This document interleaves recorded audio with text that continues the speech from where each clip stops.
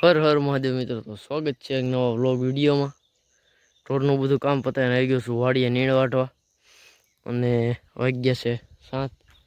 તો આગળની ક્લિપ તમે જોઈ એમ નીલ હતો મોટો જબરો, એ ઓલ પરના ખાલી પડામાં હતો, ત્યાંથી ને આપણા પડામાં પડીને આમ સાઈડમાં ગયો છે.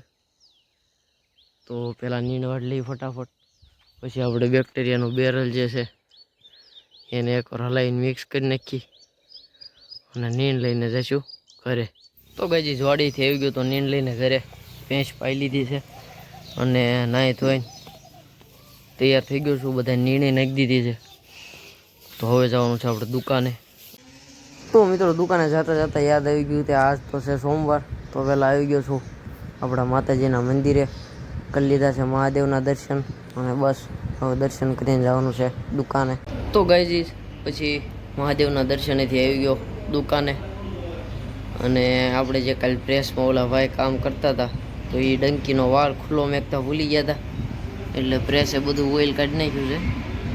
જો કે સાફ તો બધું કરી નાખ્યું એટલે વાંધો નહીં કાંઈ, અને એમાં હજી ઘણું ઓઇલ છે એટલે ઉપાધિ નહીં કાંઈ. અને આ એક સિંગલ ફેઝનું સ્ટાર્ટર આવ્યું છે, એને રિપેર કરવાનું છે, પણ હવે ટાઈમ થઈ ગયો છે બપોરનો. તો પહેલાં ઘરે જઈ જમીન પછી આવશું, પછી ચેક કરી લઈશું અને શું વાંધો છે. કદાચ એને ધક્કાના ડટ્ટાને એવું બધું બદલાવવું પડે. તો પહેલાં ઘરે જઈને જમી આવું, પછી આવું પાછો. તો મિત્રો ઘરે આવીને જમી લીધું છે, અને ગાજરી આવી ગયા છે. ખડ તો હું સવારમાં જ લઈ આવ્યો હતો.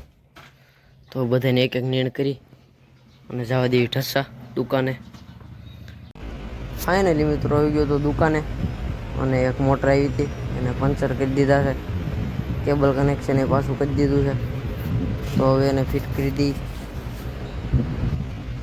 તો મિત્રો પછી દુકાને કાંઈ કામ નહોતું એટલે આવી ગયો ઘરે.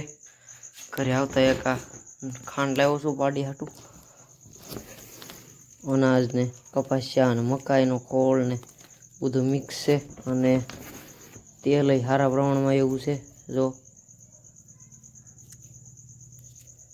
તો પાડીની ગ્રોથ થોડીક ઓછી છે એટલે કાલથી ના ચાલુ કરશું. અને આ ઘરમાં તો નકરું ખાણ જ પીડ્યું છે.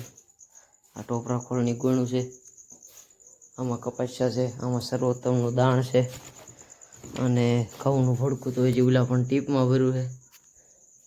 તો दोस्त बेकारी नहीं है अपन, बहुत पैसे अपने पास. ઘર ભેગું થાને ભાઈ.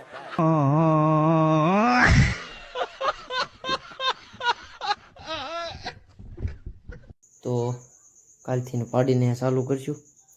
હવે જઈએ હોન્ડામાં. તો મિત્રો બધા ઢોર એકદમ ઓકે છે, બધાને નીંદ નાખી દીધી છે, અને હવે કાલથી તુલાને પણ રોજ છાશ પાવાની ચાલુ કરવાની છે, રોજ બપોરે અથવા તો સાંજે. તો બસ હવે સૂઈ જઈએ. The next day. Har Har Mahadev મિત્રો, તો થઈ ગયો છે એક બીજો દિવસ, અને બધું કામ કમ્પ્લીટ કરીને ભેંસ ધોઈ લીધી છે, નાહી ધોઈને નાસ્તા પાણી કરી લીધા છે. તો હું બધાને નીંદ નાખી અને જવાનું છે દુકાને. તો નીંદ નાખી દઉં પહેલાં બધાને. તો મિત્રો પછી આવી ગયો તો દુકાને, અને દુકાને તો કાંઈ કામ હતું નહીં એટલે બેઠો છું અત્યારે.